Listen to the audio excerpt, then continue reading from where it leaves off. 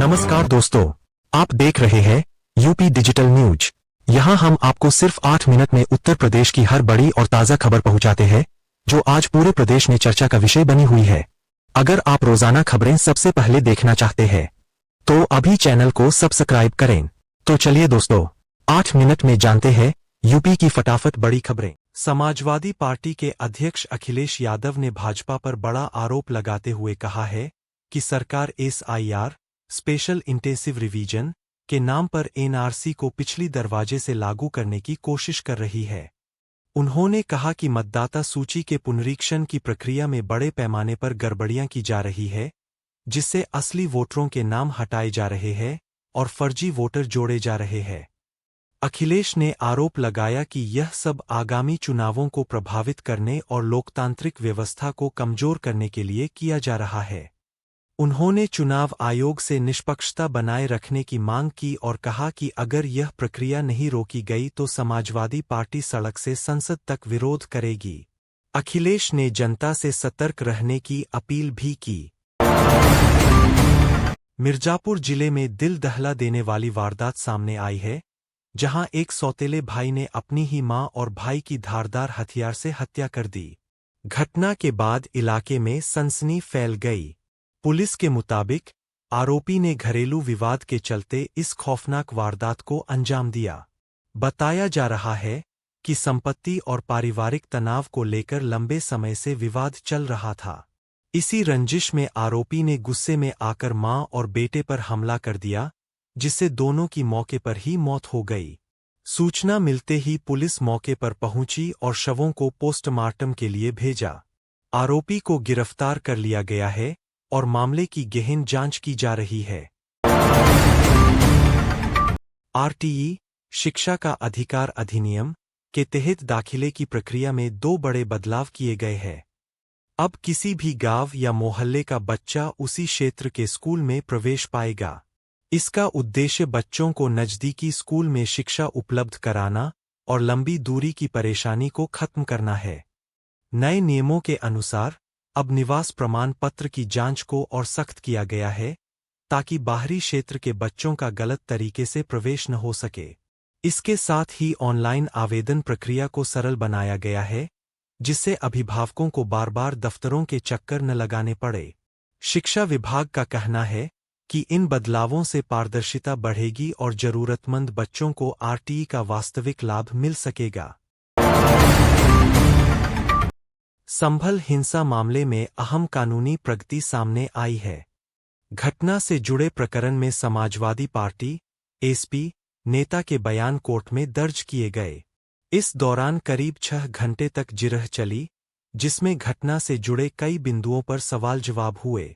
अदालत में हिंसा की परिस्थितियों, भीड़ के उग्र होने और प्रशासन की भूमिका को लेकर विस्तार से चर्चा हुई। उल्लेखनीय है कि संभल में हुई हिंसा के दौरान हालात बेकाबू हो गए थे, जिसमें 5 लोगों की मौत हो गई थी। इस मामले ने प्रदेश की राजनीति में भी हलचल मचा दी थी।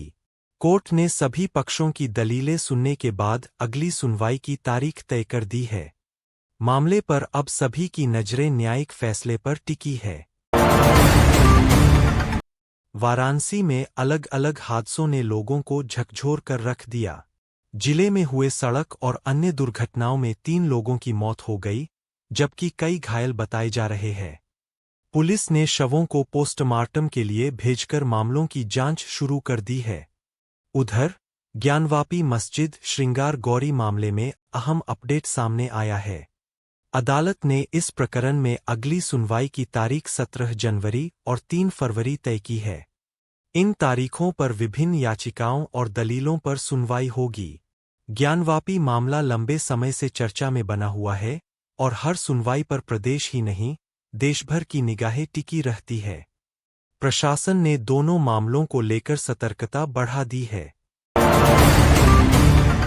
कौशांबी जिले से दिल दहला देने वाली घटना सामने आई है। यहाँ एक बेटे ने घर बेचने से इनकार करने पर अपनी ही मां की बेरहमी से पिटाई कर दी, जिससे उसकी मौत हो गई। बताया जा रहा है कि आरोपी लंबे समय से घर बेचने का दबाव बना रहा था, लेकिन मां इसके लिए तैयार नहीं थी। इसी बात को लेकर विवाद इतना बढ़ गया कि गुस्से में आकर बेटे ने मां को बुरी तरह पीटना शुरू कर दिया। गंभीर चोटें लगने से महिला की मौके पर ही सांसें थम गईं। सूचना मिलते ही पुलिस मौके पर पहुंची, शव को पोस्टमार्टम के लिए भेजा और आरोपी बेटे को गिरफ्तार कर लिया। मामले की जांच जारी है। मेरठ में पुलिस ने बड़ी कार्रवाई करते हुए शहर के अलग अलग इलाकों में संचालित 4 स्पा सेंटरों पर एक साथ छापेमारी की। इस दौरान अनैतिक गतिविधियों की सूचना पर की गई कार्रवाई में 20 युवतियों और एक युवक को हिरासत में लिया गया। पुलिस के अनुसार लंबे समय से इन स्पा सेंटरों को लेकर शिकायतें मिल रही थीं, जिसके बाद यह अभियान चलाया गया। छापे के दौरान मौके से आपत्तिजनक सामग्री भी बरामद की गई है। हिरासत में ली गई युवतियों से पूछताछ की जा रही है, वहीं स्पा सेंटर संचालकों की भूमिका की भी जांच की जा रही है। पुलिस का कहना है कि नियमों का उल्लंघन पाए जाने पर संबंधित लोगों के खिलाफ सख्त कार्रवाई की जाएगी। फिलहाल मामले की जांच जारी है। गोरखपुर महोत्सव के दौरान मुख्यमंत्री योगी आदित्यनाथ ने प्रदेश और जिले का नाम रोशन करने वाली 6 विभूतियों को गोरखपुर रत्न सम्मान से नवाजा। इस अवसर पर आयोजित कार्यक्रम में सीएम योगी ने कहा कि मच्छर और माफिया एक दूसरे के पूरक है, जहां गंदगी होगी वही बीमारी और अपराध पनपेगा। उन्होंने कहा कि बीते वर्षों में गोरखपुर ने माफिया और मच्छर दोनों से मुक्ति पाई है, जिसका परिणाम आज सबके सामने है।